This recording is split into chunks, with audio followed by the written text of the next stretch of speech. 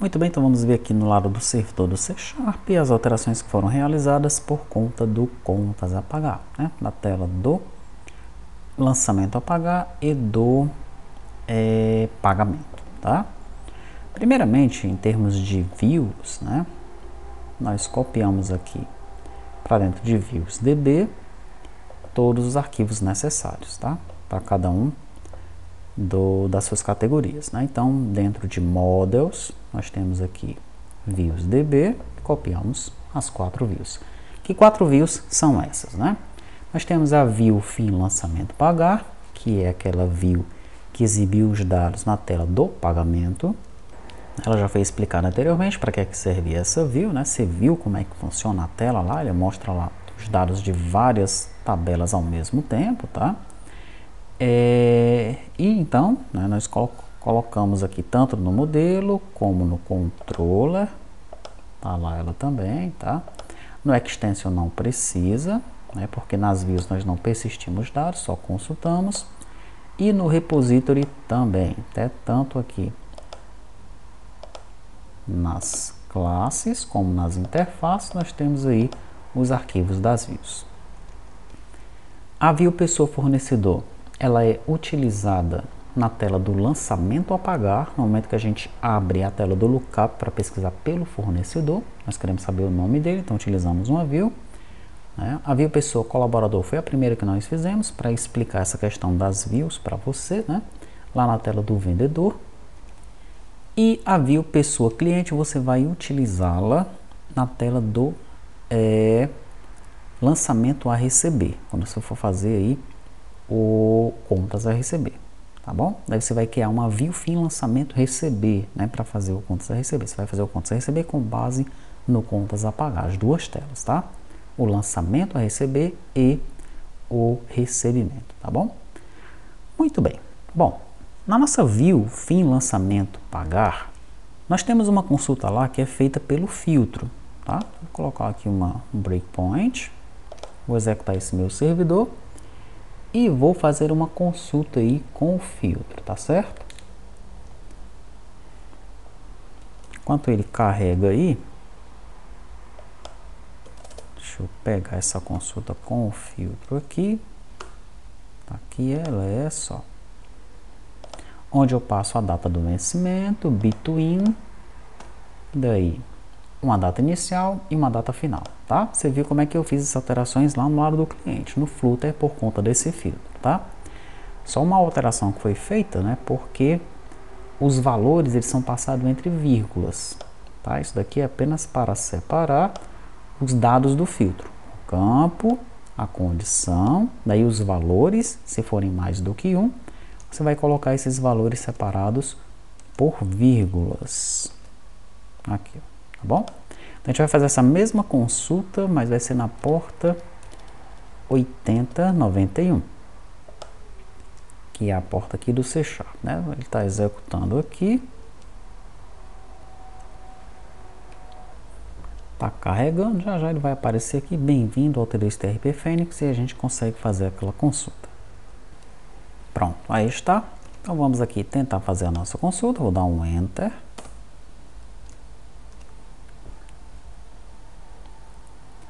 E ele deve parar nesse breakpoint aqui, tá? Ele vai tentar instanciar o filtro, né?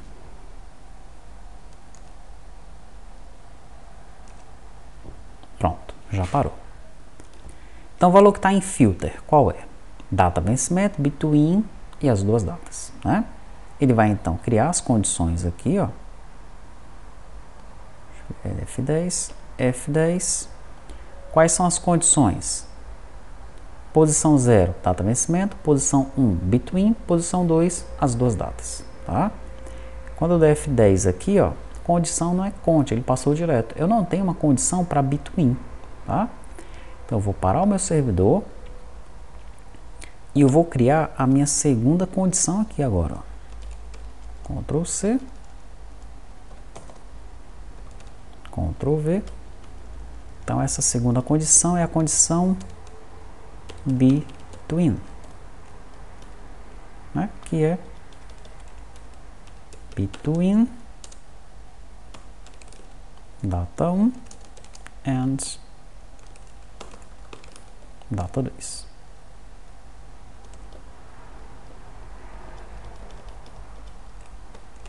Tá?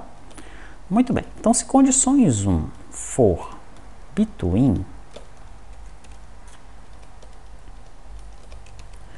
aí eu vou fazer o seguinte aqui, ó.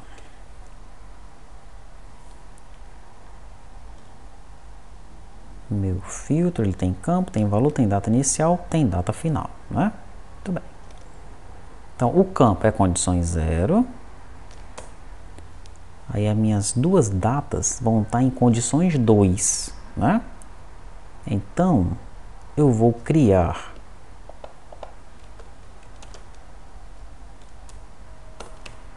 um array chamado datas,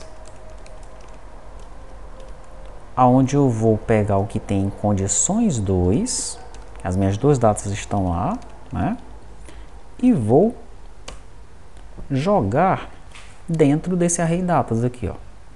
Lembre que as minhas datas lá estão separadas por vírgula, tá? Muito bem.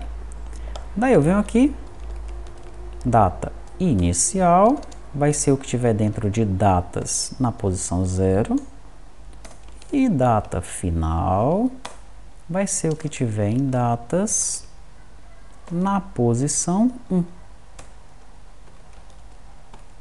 Ok? Perfeito. É isso que eu preciso, né? Muito bem. Daí nós estamos trabalhando com o view fim parcela pagar. Deixa eu ver como é que está o view fim parcela pagar controller. Controller, view fim, aliás, view fim lançamento pagar, né? Não é parcela. View fim lançamento pagar controller na hora de consultar. Na hora que ele vai consultar, ele manda o filtro para lá. Ótimo. Não preciso mexer em nada do controller. Então eu tenho que ir agora no repository. Repository do view fim lançamento pagar. View fim lançamento pagar repository. Vamos ver como é que ele está aqui. Consultar lista filtro. Ó. Ele recebe o filtro. Daí o que é que ele está fazendo? Ele está utilizando o contains aqui, ó. Contains passando o valor. Ele passa o campo, contains e o valor, tá?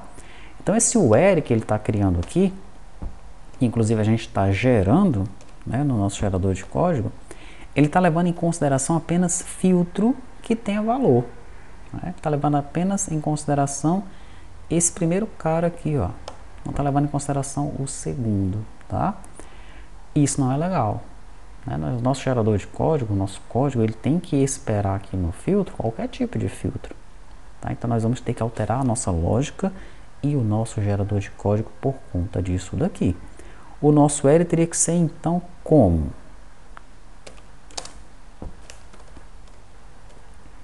Deixa eu ver se esse conditions operators aqui tem um between, tem contains, ends with, equal, greater than or equal, in, less than or equal, not contains, not equal, not in. Ou seja, e agora? Não tem o between. Como é que a gente vai fazer com esse cara? Eu vou deixar isso aí para você pesquisar, tá bom? Então fica essa primeira coisinha aí para você pesquisar, tá? Como é que a gente vai fazer para fazer esse filtro com o between? Olha que esse condition operator, se você colocar o cursor em cima dele, ele aponta para Powered Soft Dynamic Link. Pesquisa por esse cara em relação ao between. Depois que você descobrir como é que faz o between, não é? Aí você monta o where aqui só dentro da view fim lançamento pagar repository, tá? Aí um segundo passo é você pensar, mas espera aí, eu tenho que montar esse where antes de chegar aqui, dentro do filtro. Esse where tem que vir daqui, ó, já dentro do filtro. De tal maneira que eu chego aqui e digo where filtro.where. Tá bom? É o segundo passo do exercício para você fazer. Vamos ver se o filtro aqui já está funcionando como deveria. Vou executar de novo. Pelo menos essa parte que ele vai montar aqui para a gente a data inicial e a data final, né? Pode montar o where aqui dentro também, tá? E de fato vai ter que ser assim, a gente tem que montar o where dentro do filtro, tá certo? Pronto, ele executou. Então eu vou executar de novo isso aqui, ó. Ele vai cair aqui dentro. Condições. Vai ser between, então ele vai cair aqui. O campo vai ser data vencimento. Daí datas, olha, vai ter dentro de datas. Vai ter a primeira data e a segunda data, tá? Data inicial, como é que vai ficar? Vai ficar a primeira data que eu passei, data final, a última data que eu passei. Pronto, meu filtro está ok. Se eu continuar aqui, aí o que é que vai acontecer? Deixa eu colocar um breakpoint bem aqui no consultar lista filtro. Pronto. Cliquei em continuar, ele vai vir para cá, ó. Daí o meu filtro ele vai ter o quê? Ele vai ter o campo, a data final, a data inicial, mas o valor está nulo. Tá? Desde que ele já está reclamando aqui, ó, amigão, vai ter uma exceção para você que seu valor está nulo, de fato, né? Como o meu valor está nulo aqui, ele vai gerar uma exceção, tá? Muito bem. Então ficam esses dois exercícios relacionados ao filtro para você dar uma olhada. Pronto, agora eu vou mostrar para você aqui um probleminha que aconteceu no momento de persistir o lançamento a pagar, tá? No entanto, para mostrar esse problema, eu vou utilizar o Pessoa Repository. Deixa eu abrir aqui o Pessoa Repository, tá aí ele. Aqui no Pessoa Repository, veja que eu estou utilizando o Entity Framework. Estou incluindo aqui os caras que eu quero, né? Ele precisa fazer dessa forma aí. E eu estou utilizando esse asNoTracking. Esse asNoTracking, a gente utiliza ele, porque se nós não utilizarmos esse asNoTracking, ele vai tentar rastrear as entidades que estão na memória e não estão no banco, algo assim, tá? Para mostrar para você o que acontece, se eu não tiver isso daqui, eu vou remover esse asNoTracking aqui do consultar lista do Pessoa Repository, tá bom? Vou executar então a aplicação.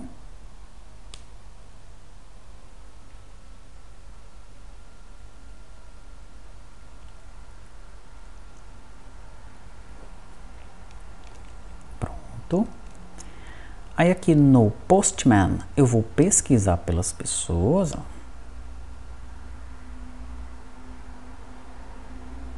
Pesquisei, vou pegar todas as pessoas que estão aqui embaixo, Ctrl C, vou colar aqui nesse documento, eu vou pegar uma delas, essa última aqui, ó, teste, vou copiar apenas essa pessoa, vou colar ela aqui nesse corpo, que eu quero fazer um teste com ela, tá? O primeiro teste que eu vou fazer é o seguinte, ó, eu vou zerar o ID da pessoa e o da pessoa física. O nível de formação e o estado civil, que pertencem à pessoa física, eu vou deixar aí. É apenas um lookup isso daqui. Eu só quero dizer que a pessoa física tem esse nível de formação e esse estado civil. Daí eu vou persistir essa nova pessoa.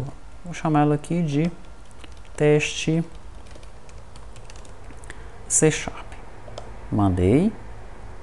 Ele persistiu a nova pessoa. E ela retornou aqui para mim com o ID 114. Lá no banco de dados. Tá aqui ela. Teste C# ID 114. Tá? Agora eu vou pegar essa pessoa que foi persistida. Ctrl C. Vou colar aqui em cima. E vou alterar para teste C#. Olha só o problema.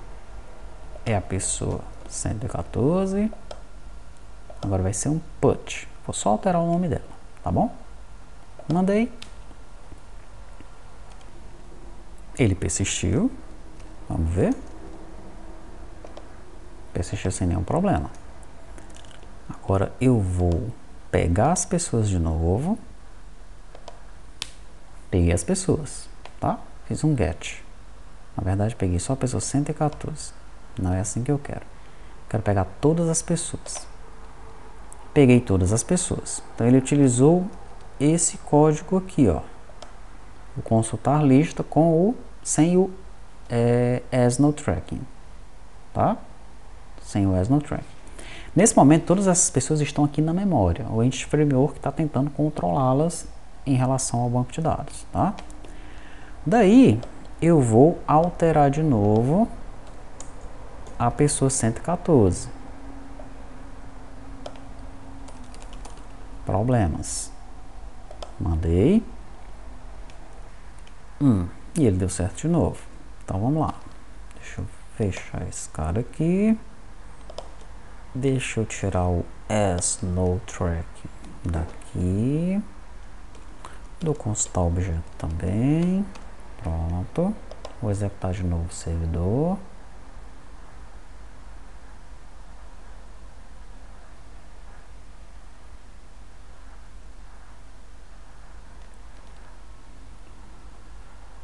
Aí vai. Vamos esperar só mais um pouquinho. Pronto. Daí eu venho aqui, vou consultar a pessoa 114 logo direto. Pronto. Aí agora eu vou tentar alterá-la. Put 114 só com o pro ali. Mandei e pronto. Agora sim apareceu o erro aqui que eu queria que você visse. Ó. O erro é o seguinte.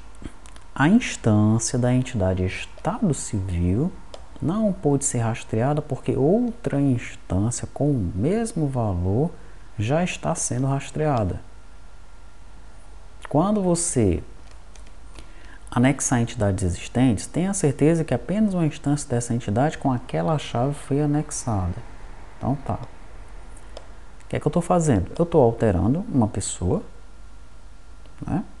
Eu quero alterar apenas a pessoa, essa pessoa tem uma pessoa física, ok? Daí ele tem aqui um estado civil e o nível de formação, mas eu não quero alterar esses caras aqui.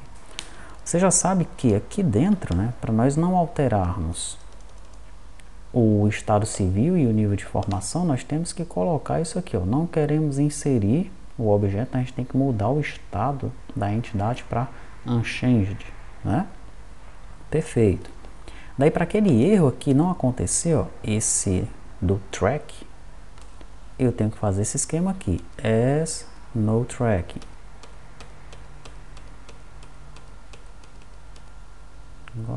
Pronto, as no track, tá? Muito bem. Daí, quando eu cheguei no fim lançamento, pagar repository, fiz a mesma coisa, as no tracking, tá?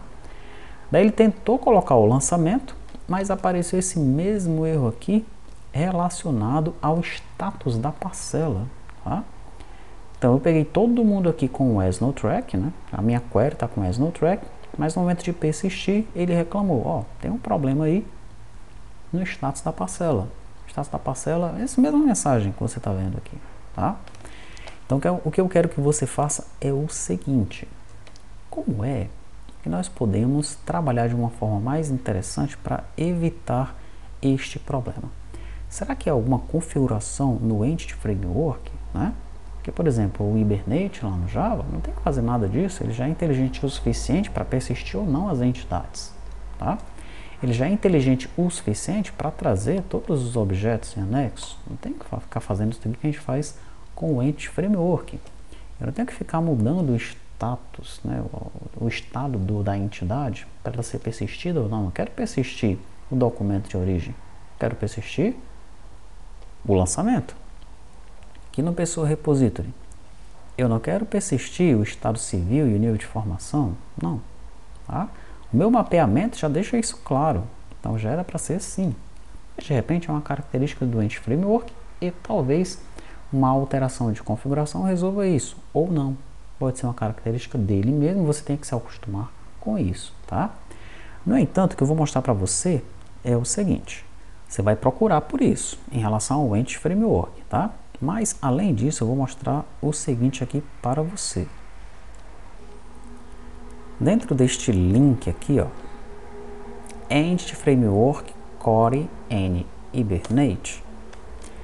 Esse nosso colega aqui vai fazer uma comparação entre o Entity Framework e o N-Hibernate, né? O Hibernate, ou Hibernate, ele foi feito primeiramente para o Java, é um framework bem maduro, tá? O Hibernate, né? E depois apareceu o N-Hibernate para o C Sharp, antes do Entity Framework. Tá? Eu, pessoalmente, prefiro o N-Hibernate para trabalhar com projetos no C Sharp.